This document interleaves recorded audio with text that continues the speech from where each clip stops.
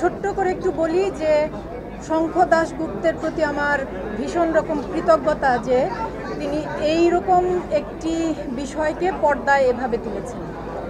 আর দর্শক হিসেবে আমি বলবো, আমার কাছে না মনে হয়নি যে আমি সিনেমা দেখছি। আমার কাছে মনে হয়েছে যে আমি একটা জীবনের জার্নি দেখলাম, মানে আমি জীবন দেখলাম। আমি নিজে ওই এলাকায় বড় হওয়া মানুষ। আমি বড্ডুমেসায় পড়েছি, আমি ওয়াইজ ঘাটে নাচ শিখেছি।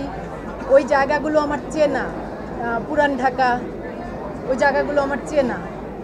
আর আমার মনে হয়েছে মেহজাবিন, সম্রাট, আমি জানি না মানে এই ছবির জন্য যদি ওরা অভিনেতা হিসেবে জাতীয় চলচ্চিত্র পুরস্কার না পায়, আমার মনে হয় অভিনেতা হিসেবে ওদেরকে বঞ্চিত করা হবে। অভিনয় মনে হয়নি, জীবন জীবন এত ভালো, এত সুন্দর, পুরো টিমের প্রত্যেকের ভালো অভিনয়। পাভেল ভাই, বাশার ভাই, রিজু, প্রত্যেকের আমার আসলেই বিশ্বাস করেন আমার একদম বুক কাঁপছে। মানে সম্রাট, মেহজাবিন, সম্রাটের সাথে আমার এর আগে আরও দুটো কাজ হয়েছে। আমি এত গর্বিত। Mehjabin, I am so proud of you,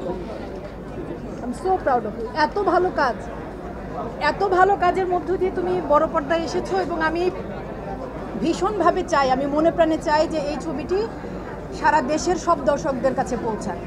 এটা কোনো আলাদা কোনো, আমি বলতে চাইছি যে একটা কোনো শ্রেণীর গল্প এটা না, এটা জীবনের গল্প, জীবন। এই ঘটনা গত 10-15 বছরে আমাদের এই শহরে অসংখ্যবার ঘটেছে। এই মৃত্যু, এই আগুন, এই ধর্ম, এই মানবতা, এই অমানবতা, এই অর্থলোভ, সব আমাদের জীবনের অংশ। সেই জীবনকে শঙ্খ দাশগুপ্ত এত অসাধারণ করে পর্দায় এনেছে, আমার আসলে গা কাঁপছে।